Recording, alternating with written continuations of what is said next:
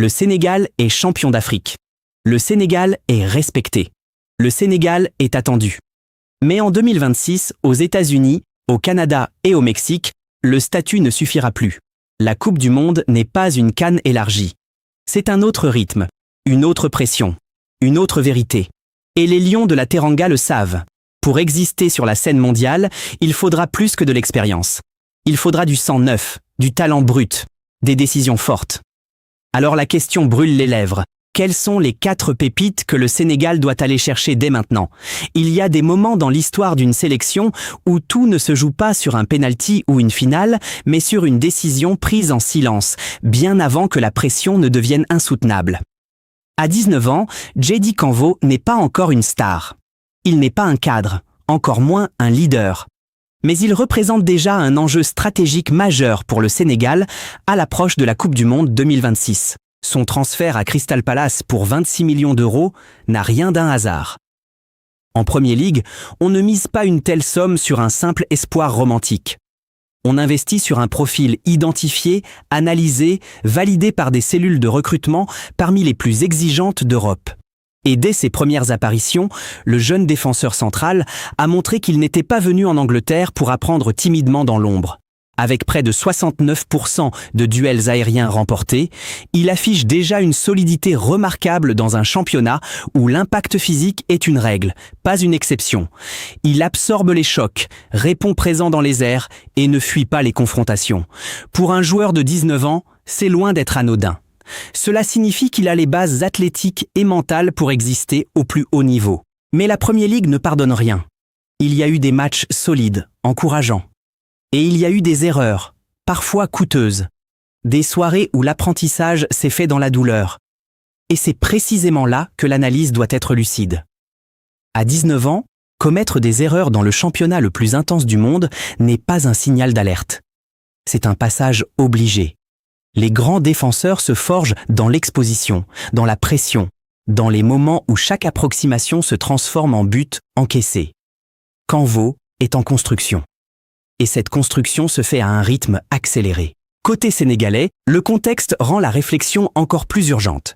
Depuis des années, la défense des Lions repose sur la stature et le leadership de Kalidou Koulibaly. Patron naturel, repère collectif, symbole d'une génération dorée. Mais le temps avance.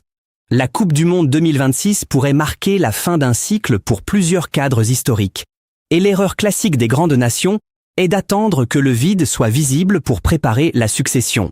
La question n'est donc pas de savoir si Djedi Kanvo est prêt à être titulaire indiscutable en 2026. La vraie question est stratégique. Le Sénégal peut-il se permettre d'attendre qu'il explose pleinement en Premier League au risque de le voir faire un autre choix international? Dans un football où les talents binationaux sont courtisés très tôt, l'anticipation est devenue une arme diplomatique autant que sportive. Aujourd'hui, Kanvo serait logiquement un joueur de rotation en sélection. Un élément intégré progressivement qui apprend aux côtés des cadres, qui respire l'environnement international sans pression immédiate. Mais demain, il peut devenir ce défenseur moderne que recherchent toutes les sélections ambitieuses, solide dans les duels, capable de défendre haut, à l'aise dans les transitions rapides, habitué au rythme anglais. La Coupe du Monde 2026 sera plus longue, plus dense, plus exigeante. Les blessures, les suspensions, la fatigue accumulée pèseront lourd. Une grande équipe ne gagne pas uniquement avec son 11 titulaire. Elle gagne avec un groupe élargi, préparé, anticipé. Le Sénégal a aujourd'hui une opportunité rare. Intégrer un talent avant qu'il ne devienne indispensable ailleurs.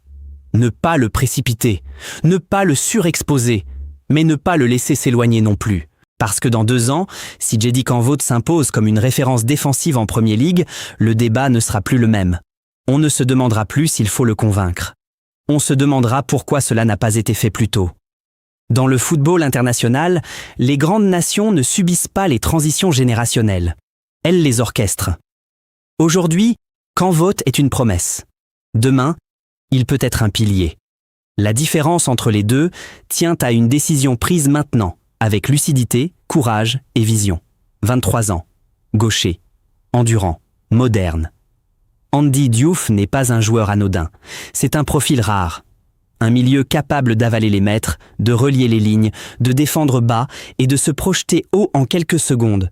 Le prototype du box-to-box que recherchent toutes les équipes qui veulent exister dans le football contemporain. À RC Lens, il avait trouvé son rythme. Il rayonnait dans un collectif structuré, intense, vertical. Sa capacité à casser les lignes balle au pied, à presser sans relâche et à enchaîner les efforts faisait de lui une pièce essentielle. Il alternait le très bon et le parfois irrégulier, certes, mais on sentait une progression constante, une montée en puissance. Puis est venu le grand saut vers Inter Milan. Et là, la réalité du très haut niveau européen s'est imposée brutalement. Moins de temps de jeu. Une concurrence élite à chaque séance, une adaptation tactique plus exigeante. En Italie, le poste de milieu ne se donne pas, il se conquiert. Et Diouf a dû ralentir sa trajectoire. Apprendre autrement, patienter. Mais réduire son cas à une simple baisse de statistiques serait une erreur. Le talent, lui, n'a pas disparu. Sa qualité technique est intacte. Sa projection rapide reste une arme. Son intelligence dans le placement défensif et dans l'orientation du jeu est toujours visible. Il a ce volume de course qui permet d'équilibrer une équipe, surtout dans des compétitions où l'intensité monte d'un cran à chaque tour. Le véritable débat dépasse le rectangle vert. Car le problème n'est pas uniquement sportif, il est aussi stratégique. International espoir français depuis les catégories U17, présent dans plusieurs sélections de jeunes, Andy Diouf a grandi dans le giron de la Fédération française. Et dans ces cas-là, une question s'impose. Attend-il une ouverture avec les A? Espère-t-il qu'une porte s'entrouvre chez les Bleus avant de trancher? Le Sénégal ne peut pas être un choix par défaut. Une roue de secours. Une option activée si l'autre rêve s'éloigne. Une sélection qui vise les 8e, voire plus, à la Coupe du Monde 2026 doit s'appuyer sur des joueurs totalement engagés dans le projet. Mentalement disponibles, investis à 100%. Et c'est là que le dilemme devient réel. Car au milieu de terrain, la concurrence existe déjà. Lamine Camara monte en puissance. Habib Diarra s'impose progressivement. Pape Matar Sarr évolue en Premier League et accumule de l'expérience internationale. La relève n'est pas théorique. Elle est concrète. Alors faut-il mobiliser de l'énergie, du temps et un projet spécifique pour un joueur dont l'engagement reste flou? C'est un pari. Un pari sur son talent. Un pari sur son évolution à l'Inter. Un pari sur sa décision finale. Mais les Coupes du Monde ne pardonnent pas les paris mal calculés. Elles récompensent la clarté, la cohérence, l'anticipation. Si Andy Diouf affiche un choix clair, assumé, rapide, alors son profil peut enrichir le Sénégal. Il apporterait de la densité, une alternative tactique, une profondeur de banc essentielle dans une compétition longue. Mais s'il hésite, s'il temporise, s'il entretient le flou, le risque est grand de construire un projet autour d'une incertitude. À ce niveau, chaque décision pèse lourd. Et parfois, ce n'est pas le talent qui décide d'un destin international, c'est la conviction. Andy Diouf a le niveau. Reste à savoir s'il aura la détermination de choisir. Rien que l'année de naissance interpelle. 19 ans, à cet âge-là, certains découvrent à peine le football professionnel. Lui évolue déjà dans l'environnement exigeant de AS Roma. Robinho Vaz n'est pas simplement un jeune prometteur, il est un symbole, celui d'une génération qui arrive plus vite, plus forte, plus exposée. Très jeune, oui, mais déjà doté d'un instinct que l'on ne fabrique pas, le sens du but. Ce flair dans la surface, cette capacité à sentir où le ballon va tomber, ce timing dans les appels. On peut perfectionner la technique, développer le physique, affiner l'intelligence tactique. Mais l'instinct de buteur, lui, est presque viscéral. Robinho Vaz, c'est un vrai numéro 9. Pas un ailier reconverti. Pas un faux neuf. Un avant-centre dans l'âme. Point d'appui capable de jouer dos au but. Puissant dans les duels. Mobile dans la profondeur. Capable de fixer une défense et d'ouvrir des espaces pour les autres. À son âge, cette maturité dans le profil est rare. Mais son avenir international pose déjà une question stratégique majeure. En France, la concurrence offensive est dense, presque étouffante. Le poste d'avant-centre est surveillé, convoité, saturé de talent. Percer là-bas demande non seulement du niveau, mais aussi un timing parfait et une patience infinie.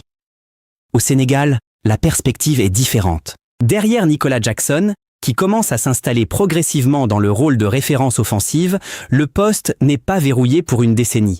Rien n'est figé, rien n'est écrit. L'avenir reste ouvert. Et c'est précisément là que se joue la bataille.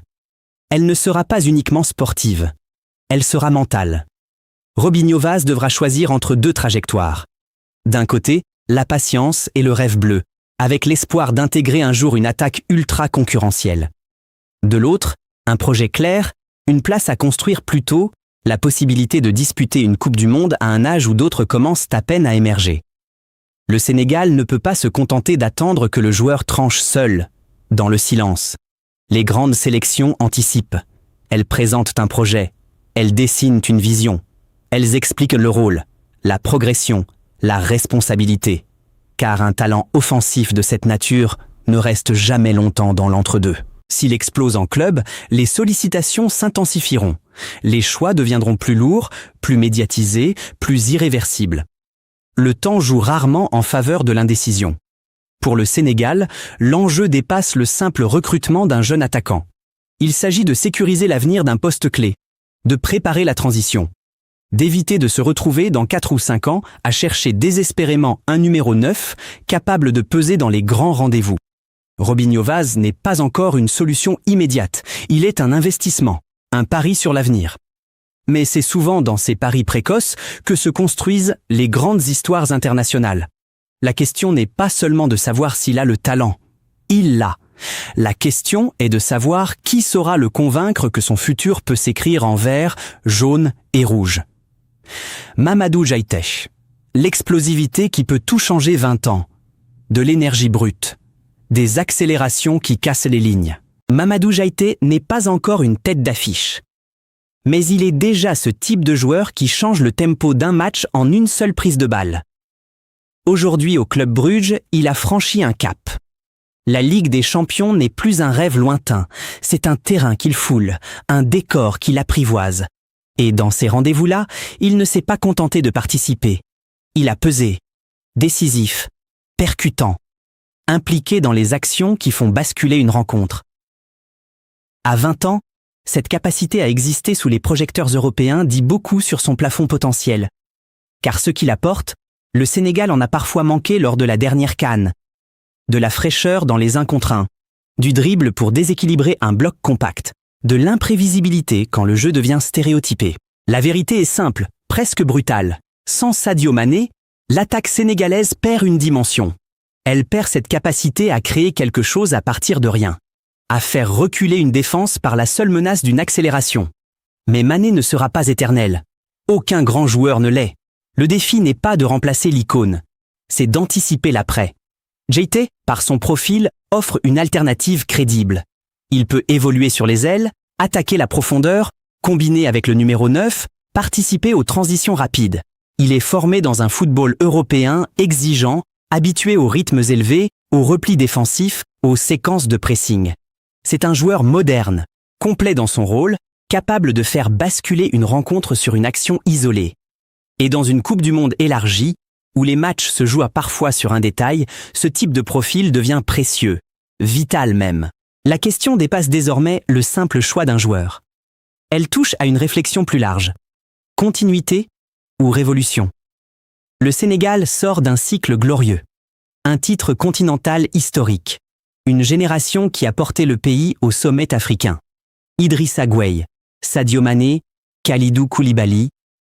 Ces noms ont écrit une page majeure de l'histoire des Lions. Et l'histoire les respectera. Toujours. Mais toutes les grandes nations qui stagnent après un sacre commettent la même erreur. Elles s'accrochent trop longtemps à leurs héros. Par loyauté, par reconnaissance, par peur du changement. Or, la Coupe du Monde 2026 ne se jouera pas avec la nostalgie. Elle se jouera avec l'anticipation. Anticiper, ce n'est pas écarter brutalement les cadres. C'est préparer la transition pendant qu'ils sont encore là. Intégrer progressivement les nouvelles forces. Donner du temps de jeu, de la responsabilité, de l'expérience. Si je devais hiérarchiser les priorités, Mamadou Jaïté serait en tête, parce que l'impact offensif est ce qui peut faire franchir un cap immédiat. Ensuite, Jedi Canvote pour sécuriser l'avenir défensif et préparer la succession. Puis Robinho Vaz, projet à enclencher dès maintenant avant qu'il ne devienne inaccessible. Enfin, Andy Diouf, à condition qu'il affiche un engagement clair et assumé.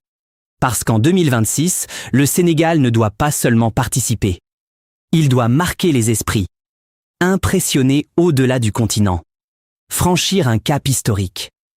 Et parfois, la différence entre un 8e maîtrisé et un quart de finale mémorable se décide 2 ans plus tôt, dans un bureau, autour d'un projet clair. Les Lions ont le talent, ils ont l'expérience, ils ont la crédibilité. Reste à savoir s'ils auront l'audace d'anticiper leur propre avenir.